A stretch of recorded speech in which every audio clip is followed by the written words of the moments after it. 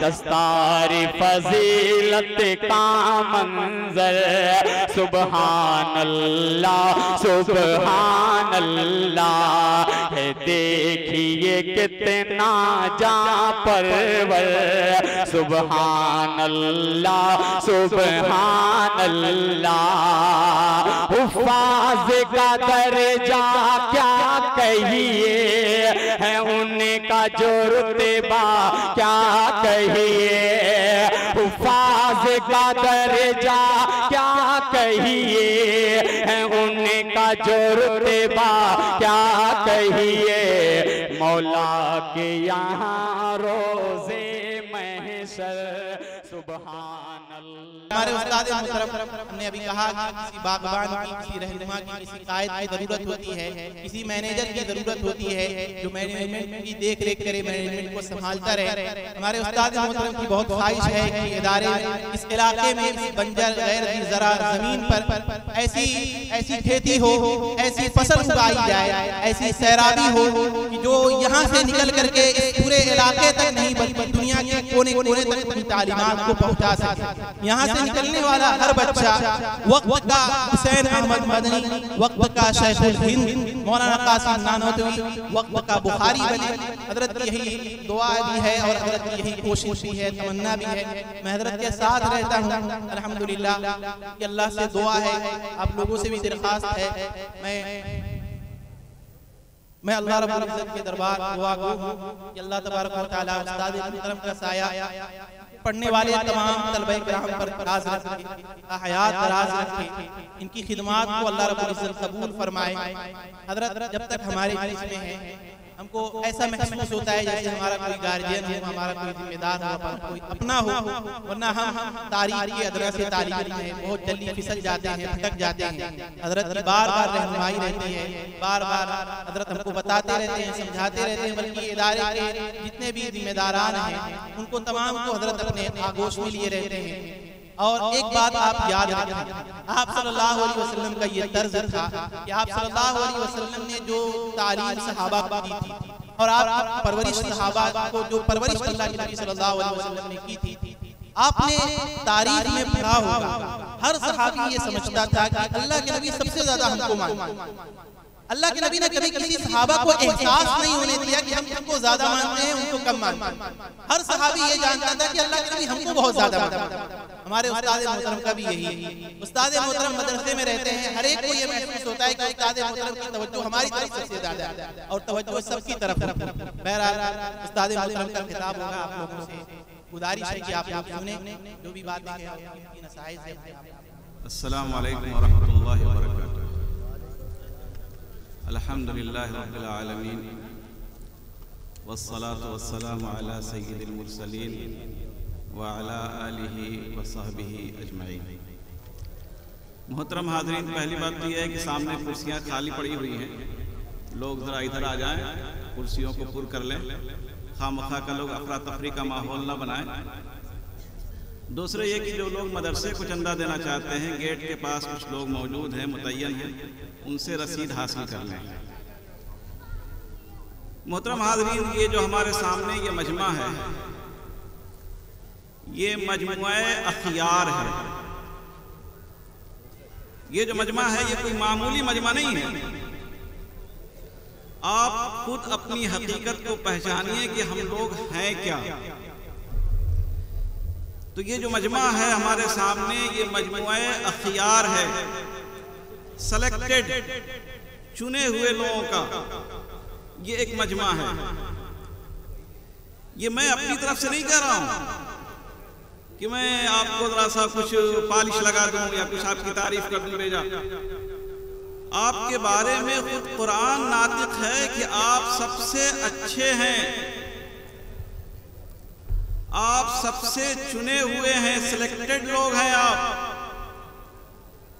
اللہ تبارک و تعالیٰ کی ارشاد ہے کنتم خیر امت اخرجت للناس۔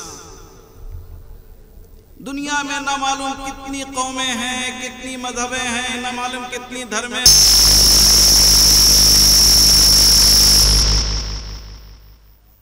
لوگ کیا کیا کر رہے ہیں، کچھ کھیل تماشے بلکہ آج کل آپ لوگ دیکھ بھی رہے ہوں گے، بلکہ دیکھنا بھی چاہیے۔ اسلام کے نعمت کی قدر و قیمت معلوم ہوتی ہے۔ اللہ تبارک و تعالیٰ نے ہمیں کس دین سے نوازا ہے، کس گھر میں ہم کو پیدا کیا ہے، اس کو آپ جانیں گے تو شکر کا جذبہ پیدا ہوگا۔ کچھ لوگ کہہ دیتے ہیں کہ پیدائشی مسلمان ہیں، مجھے یہ بڑا برا لگتا ہے، کوئی پیدائشی نہیں ہوتا ہے۔ یہ پیدائشی مسلمان غلط تصور ہے، یہ پیدائشی کوئی مسلمان نہیں ہوتا ہے۔ یہ اللہ تبارک و تعالیٰ کے پلان کے مطابق، اللہ تبارک و تعالیٰ کی حکمت کے مطابق کچھ لوگوں کو چنا جاتا ہے، کچھ لوگوں کا انتخاب کیا جاتا ہے، تو وہ مسلمان گھرانے میں پیدا ہوتے ہیں۔ آپ بائی برتھ مسلمان نہیں ہیں، بائی چانس مسلمان نہیں ہیں، بلکہ بائی چوائس مسلمان ہیں، بائی چوائس۔ اللہ تبارک و تعالیٰ نے آپ کو چنا ہے۔ خود قرآن کہہ رہا ہے کنتم خیر امت اخرجت للناس، تم دنیا میں جتنی بھی قومیں ہیں، جتنے بھی دھرم ہیں، جتنے بھی مذاہب ہیں، ان سب میں تم سب سے بہتر ہو۔ تو یہ پہلے بہتر یہ ہے کہ یہ مسلمانوں کا مجمع ہے، سب سے بہتر لوگ۔ مسلمانوں میں سے بھی کچھ لوگوں کو چنا جاتا ہے، کچھ لوگوں کا انتخاب کیا جاتا ہے۔ آپ جانتے ہیں حدیث ہے، مشہور حدیث ہے، بار بار سنتے ہیں، کنتم خیرکم من تعلم القرآن وعلمہ، تم میں سب سے بہتر وہ ہے، مسلمانوں میں سب سے بہتر گروپ، سب سے بہتر گروہ وہ ہے جو قرآن کو سیکھے اور سکھائے۔ تو یہ دوسرا جو مجمع ہے یہ حفاظ کرام کا ہے، علماء کرام کا مجمع ہے، جس کے بارے میں جناب رسالت مآب صلی اللہ علیہ وسلم نے ارشاد فرمایا کہ سب سے بہتر لوگ ہیں، سلیکٹڈ لوگ ہیں، چنے ہوئے لوگ ہیں۔ تو چنے ہوئے لوگوں کا یہ دوسرا مجمع ہے۔ ایک تیسرا مجمع ہے جس کے بارے میں بھی جناب رسالت مآب صلی اللہ علیہ وسلم نے فرمایا من یرید اللہ بہ خیرا یفقہہ فی الدین، جس کے ساتھ اللہ تبارک و تعالی بھلائی کا ارادہ کرتے ہیں اسے دین کی سمجھ عنایت کر دیتے ہیں، دین کی سمجھ عطا کرتے ہیں۔ تو یہ جو مفتیان کرام کا مجمع ہے یہ تیسرا مجمع ہے، یہ ایسا مجمع ہے جس کو ساتھ اللہ تبارک و تعالیٰ نے بھلائی کا، اچھائی کا ارادہ کیا ہے۔ پہلے سے ان کے بارے میں دنیا ہی میں معلوم ہو گیا ہے، آخرت تو ہر ایک کے بارے میں مجہول ہے، نہ معلوم ہے، لیکن ان لوگوں کے بارے میں یہ پہلے سے معلوم ہو چکا ہے کہ اللہ تبارک و تعالیٰ نے ان کے ساتھ خیر کا ارادہ کیا ہے۔ یہ جو فقہ کا لفظ ہے قرآن میں اسی کو حکمت سے تعبیر کی گئی ہے۔ فقہ کیا ہے یا حکمت کیا ہے؟ کسی بات کی تہ تک، کسی بات کی حقیقت تک آپ رسائی حاصل کر لیں۔ کون سی بات کس موقع پہ کہنی چاہیے، کہاں کہنی چاہیے، نہیں کہنی چاہیے، اس موقع کی شناخت آپ کر لیں، اس موقع کو آپ پہچان لیں، اسی کا نام فقہ ہے۔ ایک شاعر نے کہا ہے کہ کون سی بات کہاں کیسے کہی جاتی ہے، کون سی بات کہاں کیسے کہی جاتی ہے، یہ سلیقہ ہو تو ہر بات سنی جاتی ہے۔ تو یہ سلیقہ پیدا کیجیے، اسی سلیقے کا نام فقہ ہے، اسی سلیقے کا نام فقہ ہے۔ کس موقع پہ کون سی بات کہی جائے، اس بات کی حقیقت کو، اس بات کی گہرائی کو آپ سمجھ جائیں۔ بلکہ کلیم حاجی صاحب تو یہاں تک کہہ جاتے ہیں کہ بات گرچہ بے سلیقہ ہو کلیم، بات کہنے کا سلیقہ چاہیے۔ یعنی بے سلیقہ بات بھی آپ سلیقے سے کہہ دیں تو بہرکیف اس کا ایک اثر ہوگا۔ کون سی بات کب کہاں کیسے کہی جائے، کن الفاظ سے کہی جائے، کس موقع پہ کہی جائے کہ سننے والے پہ اثر ہو، سننے والا بات کی تہ تک پہنچ جائے۔ ایک شخص جناب رسالت مآب صلی اللہ علیہ وسلم کی خدمت میں آتا ہے، کہتا ہے مجھے دین سکھائیے۔ حضور قرآن کی مشہور آیت فَمَن يَعْمَلْ مِثْقَالَ ذَرَّةٍ خَيْرًا يَرَهُ وَمَن يَعْمَلْ مِثْقَالَ ذَرَّةٍ شَرًّا يَرَهُ پڑھ دیتے ہیں، کہتا ہے کافی ہے یہ میرے لیے، اتنی سی جو بات آپ نے کہہ دی بس یہی کافی ہے۔ اس دنیا میں تھوڑی سی بھی نیکی کریں گے آخرت میں اسے بھی پالیں گے، اس دنیا میں ذرہ برابر برائی کریں گے اسے بھی ہم آخرت میں پالیں گے، بلکہ دنیا میں بھی دیکھ لیں گے۔ بس یہی بات کافی ہو گئی، ایک چھوٹی سی نصیحت یہ میرے لیے کافی ہے، اس کے لیے سوا کچھ نہیں۔ جناب رسالت مآب صلی اللہ علیہ وسلم نے فرمایا یہ شخص یہاں سے فقیہ بن کے لوٹ کے گیا ہے، سارا فقیہن۔ یہ شخص جو ایک جملہ سن کے گیا ہے، ایک جملے کے سننے کی وجہ سے وہ فقیہ بن گیا۔ امام ابو حنیفہ رحمۃ اللہ علیہ کا فقہ میں خاص مقام ہے، آپ حضرات جانتے ہیں، ہم سب لوگ حنفی ہیں، فقہ حنفی پہ عمل کرنے والے ہیں۔ امام ابو حنیفہ رحمۃ اللہ علیہ ایک سفر میں تھے، اپنے شاگرد امام ابو یوسف سے کہا کہ امام وہ نماز پڑھو۔ فجر کی نماز پڑھائی انہوں نے اور فلق اور الناس پڑھ کے ختم کر دیا۔ یعنی عام طور پہ آپ جانتے ہیں فجر کی نماز میں لمبی لمبی صورتیں پڑھی جاتی ہیں، لیکن امام صاحب کے شاگرد امام ابو یوسف نے کہا کہ کیا کیا؟ قل رب الفلق ورب الناس فجر کی نماز میں پڑھا دی۔ امام صاحب نے کہا یعقوب سارا فقیہن، اے ابو یوسف تو فقیہ بن گئے۔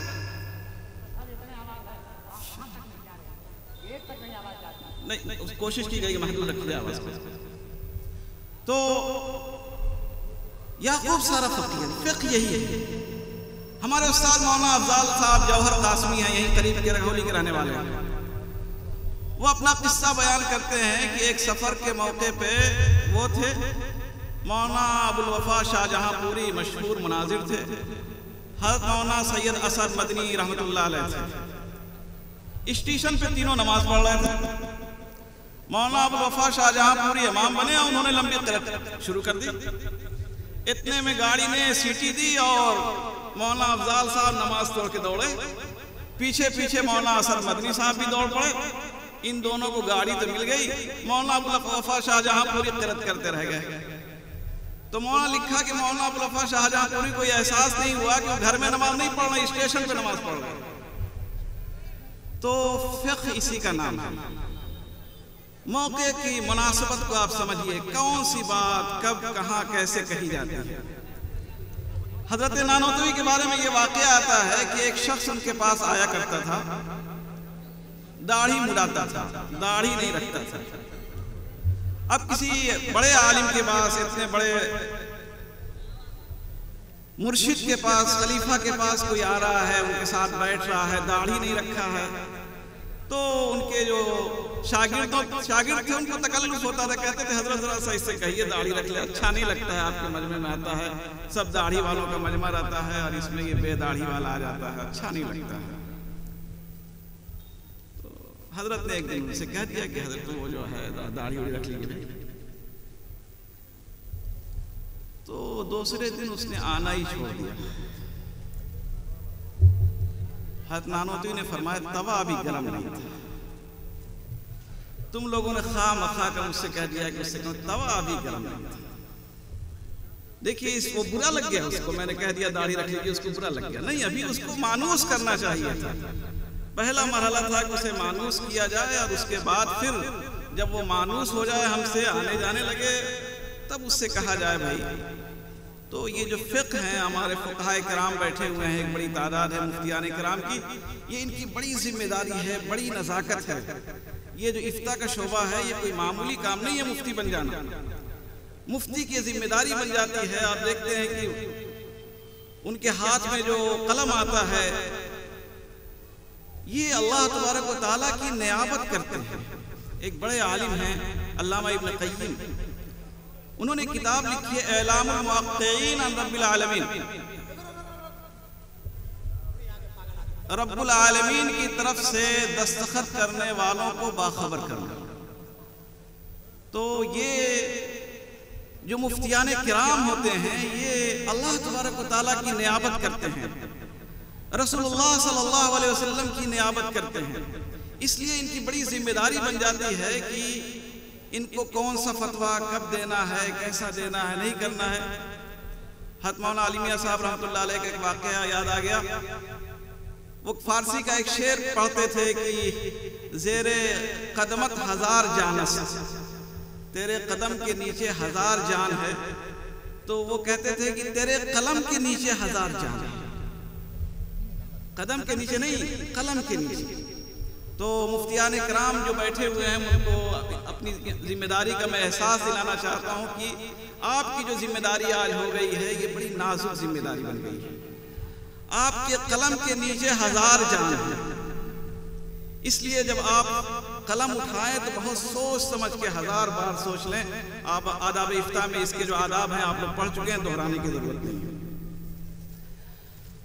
دوسرا جو گروپ ہے ہمارے سامنے حفاظ کرام کا، حفظ قرآن کی جو یہ نعمت ہے، بار بار تذکرہ آتا رہتا ہے، یہ کوئی معمولی نعمت نہیں ہے۔ قرآن جو ہمیں ملا ہے یہ اتنا عظیم ہے کہ خود اللہ تبارک و تعالیٰ نے فرمایا ہے کہ یہی ایک ایسی نعمت ہے جس پر انسان کو دنیا میں فرحت و مسرت محسوس کرنی چاہیے۔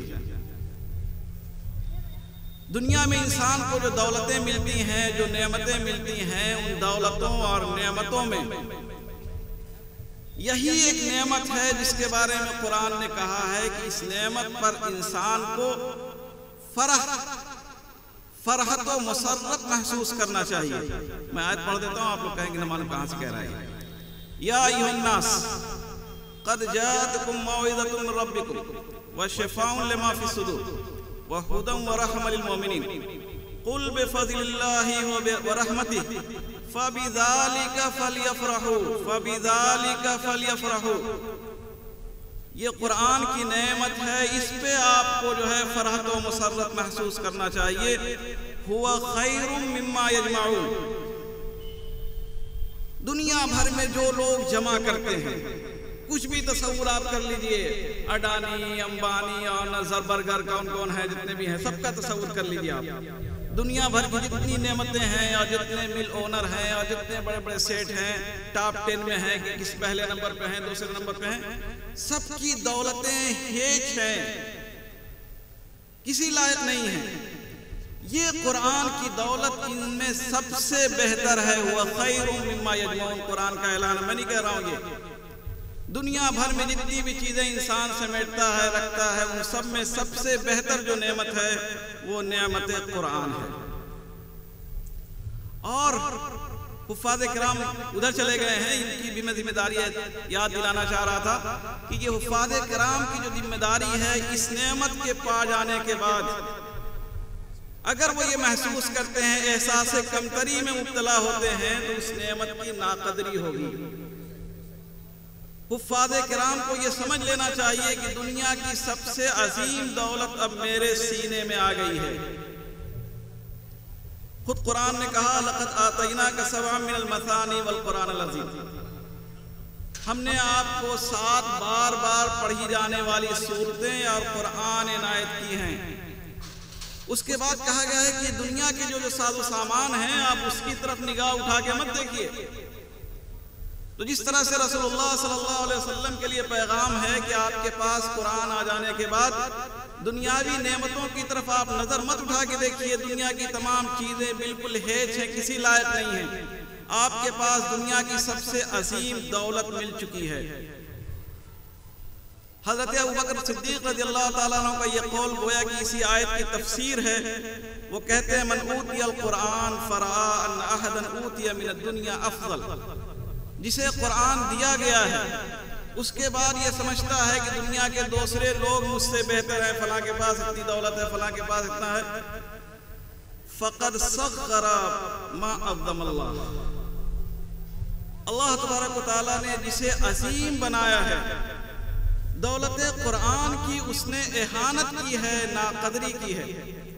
اس لیے حافظوں کو یہ معلوم ہونا چاہیے کہ ان کے پاس جو دولت آ گئی ہے یہ دولت دنیا میں کسی کے پاس نہیں ہے۔ تو آخر میں پھر وہی بات کہتا ہوں جو شروع میں نے کہا تھا، یہ جو مجمع ہے یہ اخیار کا مجمع ہے، اچھے لوگوں کا گروپ ہے، دنیا کے سلیکٹڈ لوگوں کا گروپ ہے۔ اللہ تبارک و تعالیٰ نے آپ کا انتخاب کیا ہے، اس انتخاب کی قدر کیجیے۔ اللہ تبارک و تعالیٰ سے دعا ہے کہ مجھے اور آپ کو ان باتوں پہ عمل کی توفیق عطا فرمائے۔